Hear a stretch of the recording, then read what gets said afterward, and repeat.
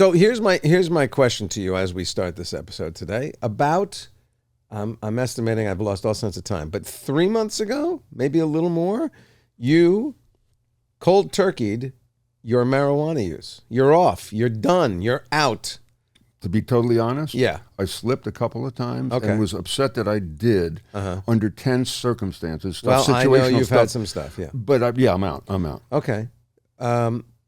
First of all, how was it? How was it getting off? It's still difficult. Still difficult. In what way? It was a crutch. You use it as a crutch, and it helps you get through the day because you don't have to deal with the stuff that you should be dealing with. Right. Because it puts you can nap, puts you out. You feel a little bit better. The problem was I was doing it so much that it was acting not to help me. It was making me nervous. It was making me jittery, which was the beginning of the reason for this episode. Right. What I started realizing is that the floodgates have opened and they're legalizing this. And as use goes up, the perception of harmfulness decreases. Right. So it becomes normalized. Yeah, and I wondered, because this shows really no really, is there any evidence-backed science to this? Because, yeah, it's great for migraines. It's great to help cancer patients with pain. I know all of that. Right. What's the downside of all of that and opening the floodgates and maybe reclassifying it? So we reached out to one of the nation's top experts on marijuana, because you keep hearing reports on emergency room visits, especially by teens, is way through the roof. Psychotic episodes, schizophrenia. They don't know what THC long-term can do to you, and the amount of THC in pot. I think it used to be, I had it written down somewhere, 3%, now it's 17%, and in some edibles and dabbing, it's up to 90%. Right. What is that going to do to you long-term? So a report came out in February of 2024 that said, for sure, cardiovascular impact is there. We do know that it does increase negative cardiovascular. Stroke and all kinds of other repercussions. So I want to go, wait a minute. We should at least know. I'm not saying you should stop, not stop. I just would like to know. We don't proselytize. No. We don't preach. No. Which is the same thing, by the way. Proselytizing and preaching. Don't be condescending. Which means to talk down to. So I wanted to get an expert on to get science-based knowledge to go, what do we know about marijuana at this point, and what should we be concerned about? That's all. You just want to know if you can go back. That's what I think. That's part of it. Really? No, really? Really? No, really? Really? Our guest today, shall we introduce her? Dr. Bertha Madras. I love that name. She's a director of the Laboratory of Addiction Neurobiology at McLean Hospital and is professor of psychobiology at Harvard Medical School, and she's considered one of the premier leading experts on marijuana. Well, let's get high and welcome Dr. Bertha Madras. So why don't we turn it over to you, because you've researched it and you're one of the leading authorities on marijuana. What have you found? What do we know? What do we know for sure? Well, first of all, the first myth that I would love people to hear about is it's only a plant. That's what you hear commonly among kids, among users, and saying it's nature's own sedative, it's nature's own sleep medicine, it's nature's own. So let me just give you a little bit of background. There are over 300,000 plants on this earth, and humans consume only about 300 of those 300,000. And the reason we consume only a few of the many that we have a choice is because most plants are poisonous to human beings. They interfere with normal physiological function. Why is that the case? It's because plants don't have teeth, they don't have fists, they don't have legs to run away, they have no protection, so they produce substances that can disable the people, the humans, the animals, and the insects that consume them.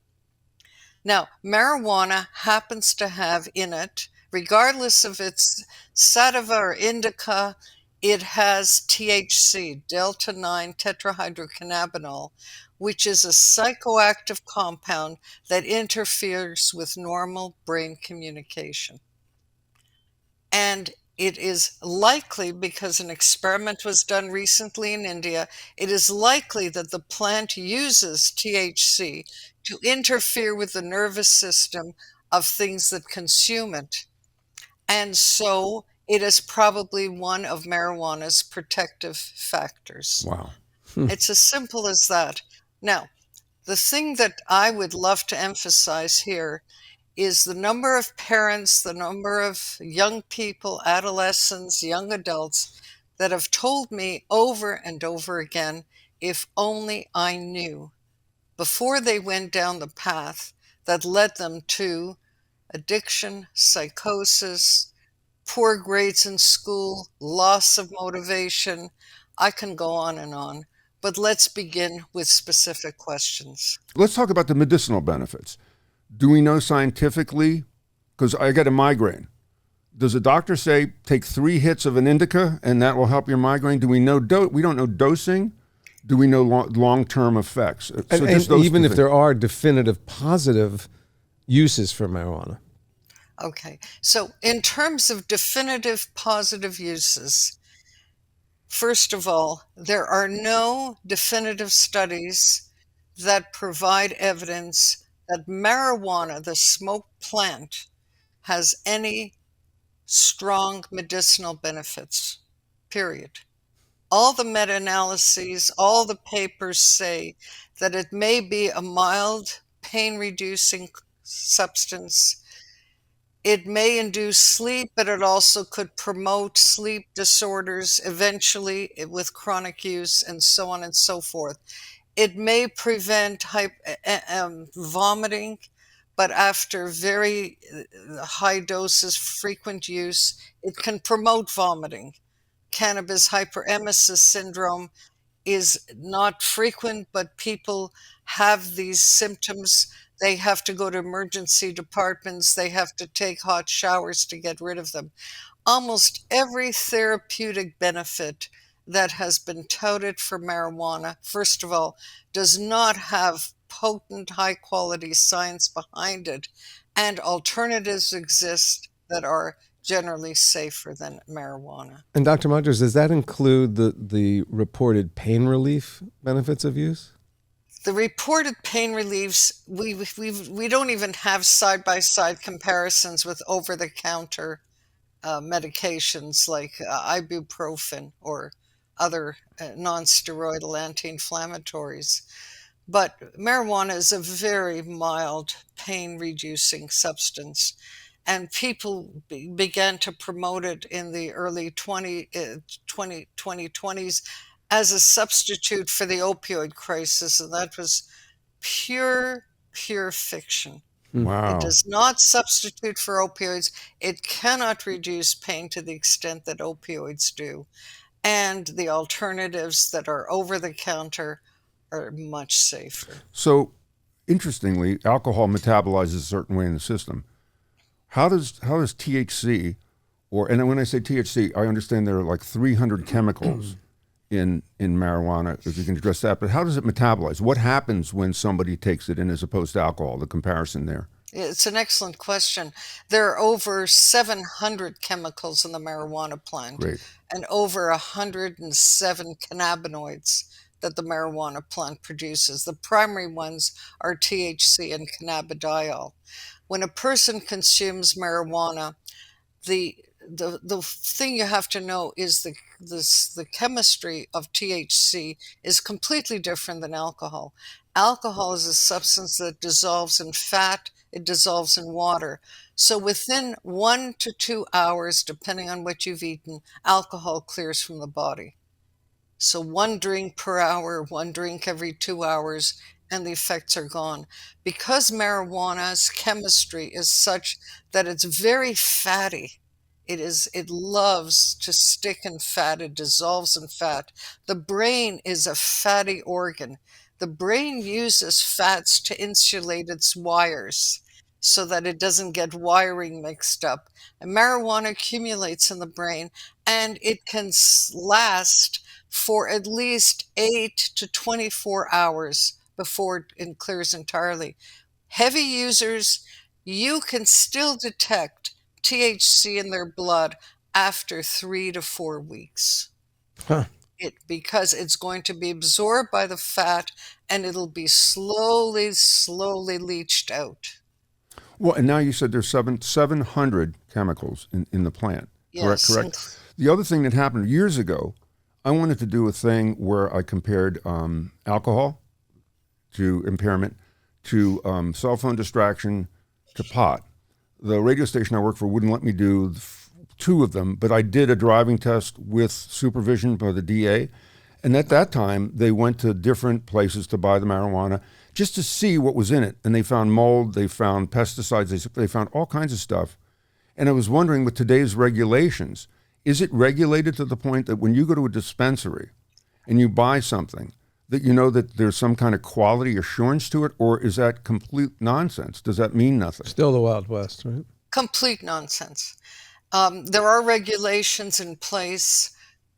For example, in California, where you are, a study was just done analyzing samples of marijuana from dispensaries. Excuse me. They found pesticides, they found herbicides, they found all kinds of junk in the marijuana, and and other studies have shown that the percent THC that's on the labels is completely fiction in some cases. It's very, very rarely accurate. They either tout that it has more THC than is present or much less THC than is actually present in what you buy. The regulations sound ideal. They're fictitious in terms of reduced to practice. Costs a lot of money to analyze every dispensary, every sample, and a lot of states are not doing due diligence. Guys, can I just jump in real quick? Yeah.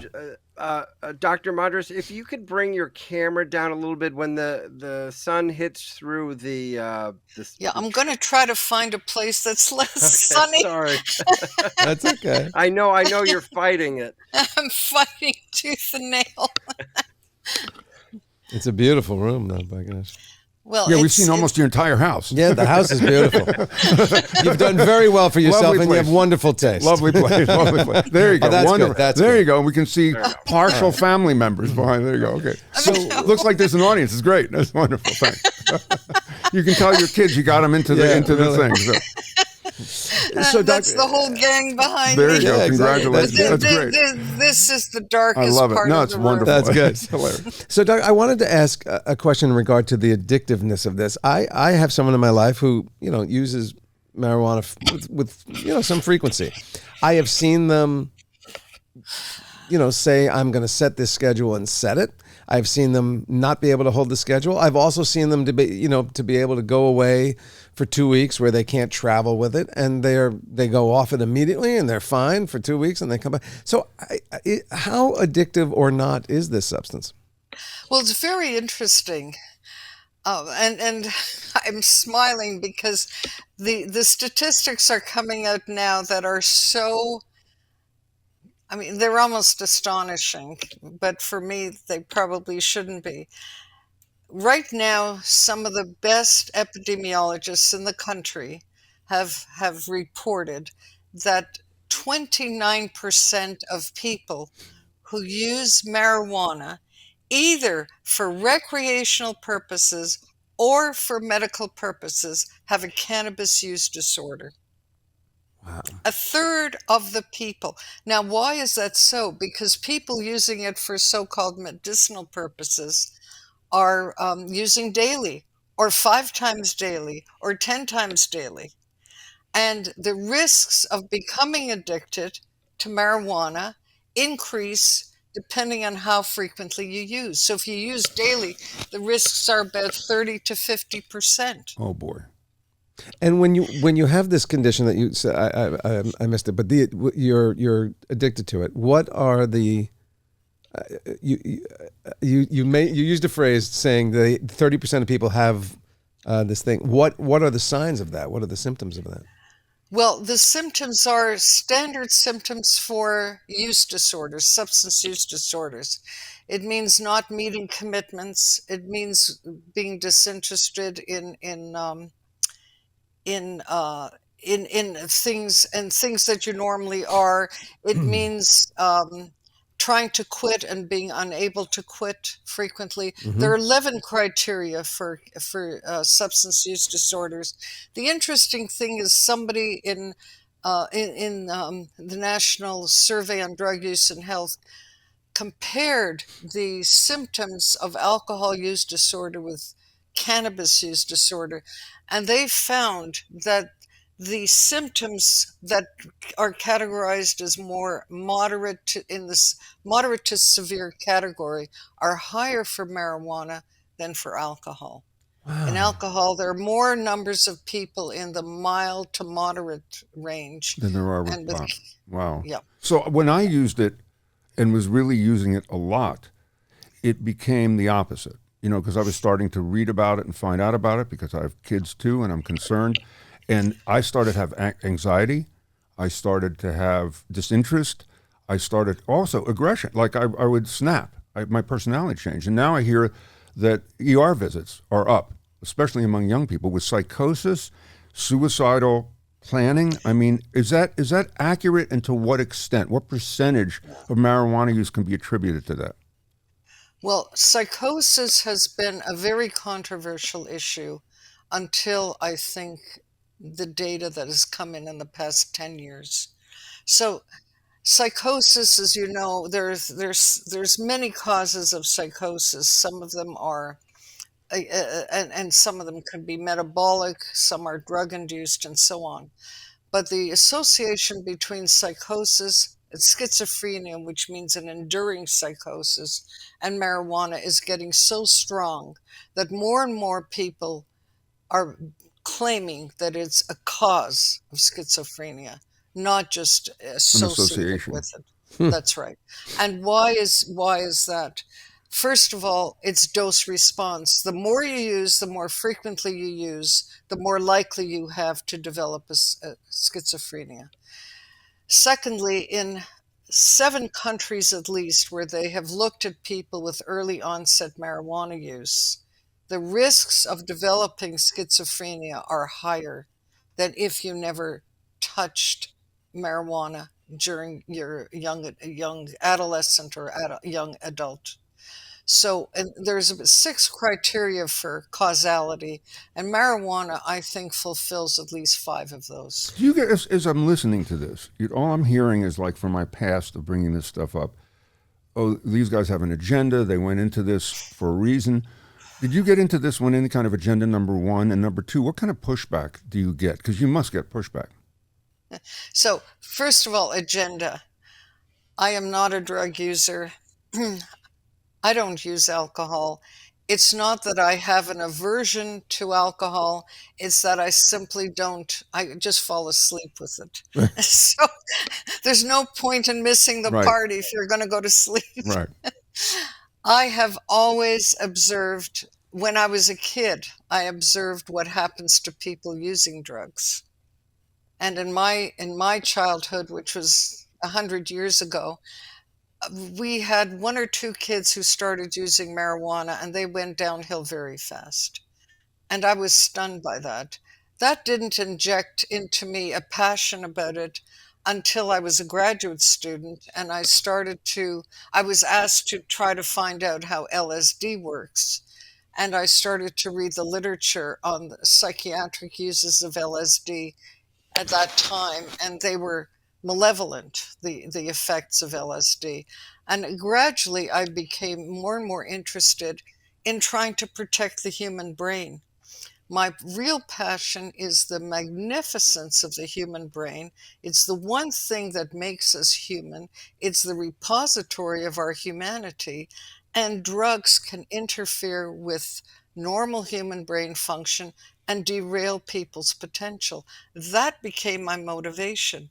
And after that, I volunteered. I am not in the payroll of anyone whatsoever. Um, I was asked to set up a museum exhibit at the Museum of Science in Boston called Changing Your Mind, Drugs in the Brain, on how drugs affect the brain. My passion is to protect this magnificent organ that confers humanity on us. So and what that about is the our drug. pushback? The pushback, I've received pushback. Obviously, the Drug Policy Alliance, people who are users, reporters in the media who are users, many people who use casually have no consequences. And so they say, because I personally have no consequences, there is nothing wrong with the drug. That's not how science works. Science works on the basis of epidemiology. They look at vast numbers of people. They look at the consequences to vast numbers of people, not to individuals. That's how the FDA works when it approves drugs. It doesn't go up to a person with a microphone and interviews them and says, "Did marijuana make you feel good? And did it reduce your pain? Okay, then we'll approve it." No, it works on the basis of statistics and vast numbers of people. So the science is on the side of what I'm saying, because I'm just quoting manuscript after manuscript, each one of which I can send you the citations. Right. But I've had pushback. It doesn't bother me, because basically my my foundation, my base is data, and the data disclaims some of the folks who are heavy and lifetime users. Can I ask about what I'm hearing anecdotally from people now, both users and people in your profession? The catchphrase is, the pot today is not your grandfather's pot. And I don't know if people are feeling and experiencing what's available on the marketplace now more powerfully, because now that the stigma is off of it and legalization is there, that they're using it more and therefore they're getting more of it in their system? Or are growers and distributors actually trying to grow more powerful strains of marijuana? Why has it become so much more? It's much more powerful. Of course they are. There's a very well-known principle in biology that the faster a drug gets into the brain and the stronger the hit, meaning the higher the dose, the addictive potential goes up. Now, everybody in drug industry, alcohol, tobacco, marijuana, they all know and cocaine, opioids, they know a very simple principle. The more powerful the drug, the more you get people addicted. The more people are addicted, the more you have a cache of people who are chronic users, who are going to be your main source of profit. Wow. And that's basically what it is. So in the 60s and 70s, the the concentration of THC in the marijuana plant was anywhere from, believe it or not, as low as 1% up to 4 or 5% with hashish. It is now bred to be about 20% THC. Wow. And dabs and shatters, which is an increasing market share, which is highly concentrated THC, can be up to 90% THC. 90%. Which is, can you explain what dabs are? Because it's out there in a big way. Dabs are they're concentrated THC. In other words, you can isolate THC by using organic solvents that dissolve fatty substances. So THC will dissolve in a fatty liquid like acetone, or in liquids that will dissolve it, and then you make it into a solid. It can be called shatter dabs. It becomes a brittle, almost like a caramel, a hard candy, and that can be smoked in vape pens, and you're delivering somewhere up to 100 milligrams of THC, Wow. whereas in the olden days you were delivering 10 milligrams of THC into your body or less. What I wanted to ask you is about the other popular component of marijuana, CBD. Are there similar, there seems to be in cosmetics and sleep aids and different kinds of things, pain relief, topical pain relief. Is CBD a different story altogether, or are there also problems with that? CBD is a different story altogether. I'm just trying to, I see what you mean. CBD is an entirely different story in terms of it is non-addictive. It is, it does not have psychoactive properties. It does not intoxicate you. It functions in ways that are cryptic. Not people really don't quite know how it works. But the important thing about CBD is that all so that it is from that point of view, it's much safer than THC. Uh-huh. The problem with CBD is that it can also have drug interactions with other medications that you take. That's a problem, and it there is some evidence of liver toxicity. Mm. The thing that is really disconcerting is that it's being marketed under false premises because there's a claim that it is a painkiller. The evidence is very weak. There's a claim that it puts you to sleep. The evidence is very weak. It can be sedating, but it's not a good sleep aid. There are a number of reasons why one should not be very enthusiastic about CBD. And yet, because it seems to have taken hold as a cannabinoid, people are buying it like the droves and making all kinds of claims that have Yeah. no basis in science. So before we go, as we wrap up, are you completely disconcerted about the fact that this ship has sailed? Do you feel like that we can't take it back, that we don't have long-term studies, that people don't know? Like you started this interview by saying what people don't know. There's a big push because there's so much money to be made by the states, the taxes that these states are making, and then there's a black market that is huge still. Where are we? Where are we as far as regulation, as far as getting the information out in the right way so that people can understand the dangers, the scientific dangers, not anecdotal, but scientific dangers? Well, there are three things to say about that. Number one is there is beginning to be pushback. And for the first time, the New York Times, which has been touting marijuana, much of the mainstream media has promoted the drug as safe, non-addictive, and effective. For the first time, you're beginning to see articles in the mainstream media that are beginning to describe the negative effects of marijuana. Second thing we have to say is that given the tobacco and alcohol industry as a model, once you have massive dollars involved, billions of dollars that go into campaign coffers of politicians, it's very hard to reverse a movement Yeah. because there's so much money involved. And I'm very concerned about that. I would love to see tighter regulations. I would love to see a reversal of the mess we've made with marijuana, conflating it with medicine and recreation. We've eroded the FDA. We've done everything wrong in our country with regard to how we've handled this drug.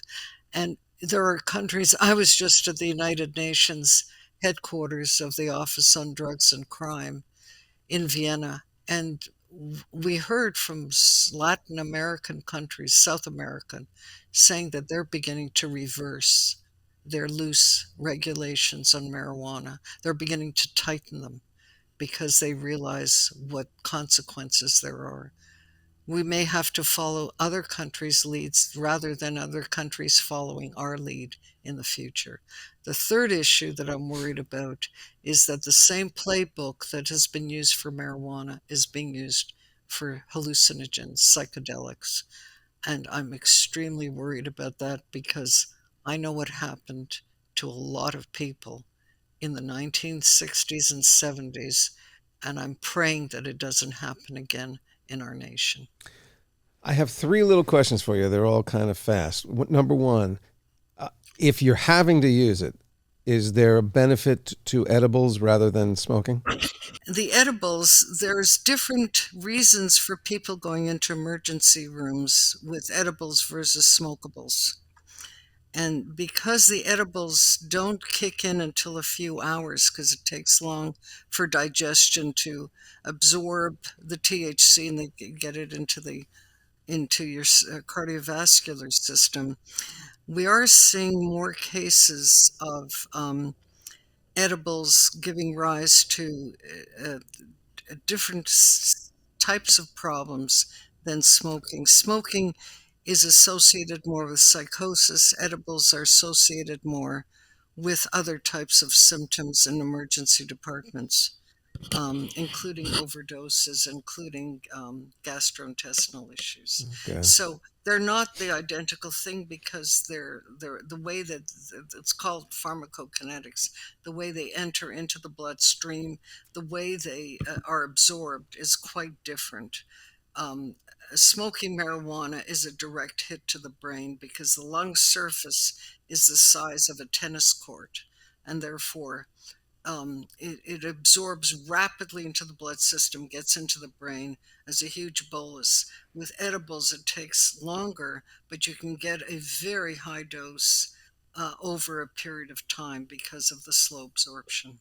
And secondhand exposure, I'm a complete non-user. So when I'm around people using it or I'm in a club or a stadium, how much am I being affected by it? Well, there's some evidence that secondhand smoke can get into your blood system and give you a positive test. The evidence on whether or not it becomes intoxicating or not is not as robust unless you're sitting in a car and just everybody is smoking it and you're not, where the smoke density is very high. Yeah. But I would say the evidence still is not robust enough to make claims. All right, last question from me. Solve my teenage mystery. I've tried marijuana twice when I was a teenager back in the 70s. Each time I got a migraine and hives. Does that mean I'm allergic to the plant? It's hard to know, but you may be allergic to the fungi that were growing on it. There you go. Because Just don't use it. Just say no. Just say no to hives. Hey, you're not the boss of me. And by the way, you're riding with Cheech and Chong in a car. Yes. Yeah, I'm going to get a little bit of a secondhand smoke. Dr. Madras, thank you so much. And by the way, Fascinating. you can Google her and see the papers and see her speak talks on this and get some other information that maybe we didn't get. But I just felt it was important. And I know we'll probably get a lot of pushback, but I just wanted to know the science behind this. There's one more science that I didn't mention that I'd love to before I Sure. sign off. This was just published this week. Now, I've been saying this for at least 15 years because of some of the scientific papers that were coming out. But now someone did what's called a meta-analysis. They accumulated all the papers on this particular topic that included 100,000 adolescents. And they found what I've been saying for 15 years. Grades are lower, dropout rates in high school are much higher. College applications, college entries, college completions are all much lower on kids who use marijuana in high school. Their whole academic future is very much compromised by using marijuana in high school. Wow, not a great statistic. Well, thank you for coming on. Oh, my gosh. We appreciate it, your time, and we will check in with you. We're still doing this As in the a year. science continues. Yeah, as the science continues. One last word. Go ahead. There's always a last word.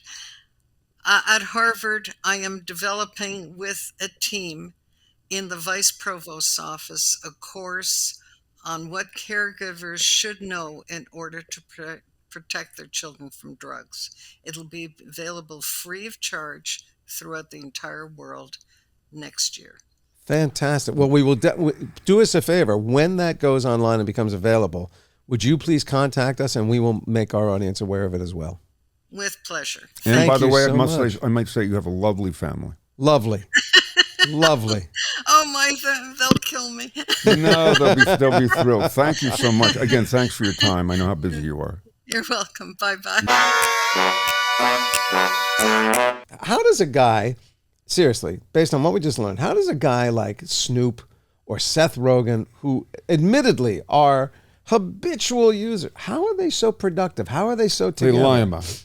I have no idea. I don't know. How does Willie Nelson do it for 8,000 years and he's 100 years old? right? Some people, Are some people just, how it is doesn't Keith hit Richards them? still alive? Some people, I guess, have good DNA. It's a different DNA. Wow. I had the migraine and hive DNA. Or they're biting, or they're buying. There's a strain we don't know about that just, they're sharing among each other. It's like industrialists of money where they share information. They may have a strain. Yeah, they may. Are you happy now? Do you feel good that you have cleaned yourself off? Do you feel vindicated? No, what I'm not happy about is we have kids, and that if what she said is accurate, which by the way, why wouldn't we think it was accurate based science? Well, she's only talking about, I mean, she may or may not have a prejudice. She personally, like me, I'm a teetotaler. I do not touch this stuff. But I'm not against it. I don't proselytize. I don't think she's against it. I think she's just reporting the That's science why we that she's got coming her to. rather than somebody with an attitude or Right. an opinion. Yeah. I didn't want another opinion person. Yeah. I wanted somebody who She's not a actually prohibitionist. She's studies just it. a And you know me, realist. I don't Yeah. drink. I don't drink. Yeah. This is what I did, and I saw the effect of it, and I thought, if that's the effect on me, and we're reading the studies, Yeah. what's the effect on the United States?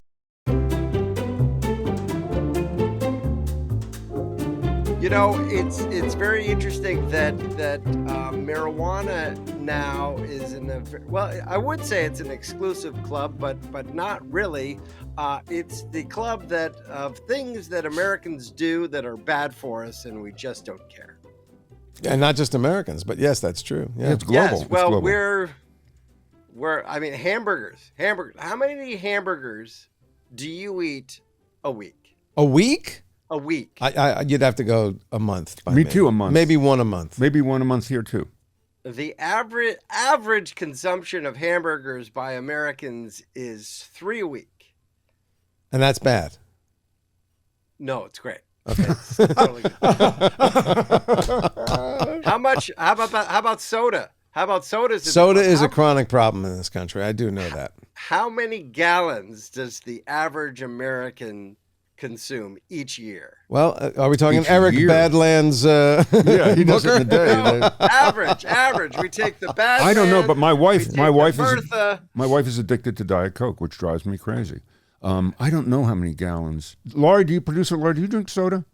Laurie can't hear me. No, I can hear you. Oh, there you go. Do you drink soda? No, I don't drink soda. I drink water. Oh, there you go. That's And very good. I drink sparkling water, which I guess is soda, but it doesn't have the syrups and the sugars. But and it has a lot of sugar. sodium. It has a lot of sodium. Yeah. And I just drink I would water. imagine the person who drinks soda is probably drinking minimum 2 to 3 glasses per day. Oh, I'm thinking more. Well, So I'm thinking 35 gallons a year. I'm just putting a number out. Go ahead. 40 gallons. Whoa. About 40 gallons a year. A year of soda. Yeah. Well, Well, you we gotta knew a wash guy. it. You gotta Remember, wash we down knew the- a guy in a writer's room that was. Got to wash down the hamburgers. Yeah. We had a writer in the writer's room that drank Diet Coke and was so nervous that we would run out. And no kidding, in a day, David, guess the number. How many Diet Cokes do you think he would drink? Oh, 10. 14. A Yeah. day. A Yeah. day. Yeah. Yeah. Yeah. That's this country, we're actually going in the right direction. In 2000, we hit our high at 53 gallons on Oh, so, So we're good, coming so down. good. We're coming down. 40s. Okay. We're coming down. Yeah. Good Yeah, for yeah. That's us. because it got expensive. That's Yeah. all. Well, you know what? Yeah. We're switching to pot. Yeah. Prime? Anybody? Prime? No? Yeah. Okay. Yeah. How about this? And also we have, it's not, like I said, it's not a very exclusive club, prescribed medication abuse. Right? Oh, please. Yeah, Everyone, this one- everybody on the planet. No. Yeah. Excuse me. 40. Oh, Pardon me. yes. Pardon me. Everybody but you. Thank you. Okay, thank you. Go ahead. He uses it correctly. 43.3% of first-time abusers use painkillers, and 31.1% use sedatives. So this is the folks who take something that is prescribed legally, but use But them abuse it. off-brand. Yeah. Yeah. And that's about 16.3 million people fitting into those sorts of things. I have to say, But- I do understand that because I did something to my shoulder about 3 years ago. It was during the pandemic, I remember, and sometimes I have Vicodin in the house because I do get kidney stones, And if that kicks in, I have Vicodin around because it's the only thing that'll knock out the pain for me to get to the hospital. But for some reason, I was out of everything except a long past the prime date thing of Oxycontin was actually sitting in my prescription drawer. And the pain was so bad, I said, well, come on, one that's 3 years over the expiration date, it must be okay. I took one tablet of Oxycontin. The pain did go away, and my wife remembers me turning to her and going, oh, I get it. Can I ask you a question? Let me ask you a question. You have Vicodin, you have Oxycontin. Is Elvis living somewhere in your house? I didn't know you had these. I don't know. There's one bathroom I can't get into. Maybe. Hold on maybe. a second. Hold on. Laurie, he's got Vicodin. Just see. Okay. All right. Yes, I have Vicodin. And by the Make way, a you note, know, make a note, make a note. Can I tell you something? So my Vicodin is past the expiration date too. I called my doctor and I said, can we reorder, get some fresh so I can travel with it in case I get a stone? He says, sure. He calls it in. I go to the pharmacy. They go, can't get it. Can't get it. Oh yeah, they're out. We cannot get it. They can't get that. They can't get. There's like all the Yes. narcotic style painkillers, and other drugs too. They Yeah. can't get. David, we got to run. You got anything else? One last thing. I'd just like to say, Peter, if you've ever had a kidney stone, you would hold on to the Vicodin. Oh, yeah. I had it once. I had it once, but not like Jason. It just passed really quickly. I was at Universal Studios working on a show, standing there talking to the guy who created the show.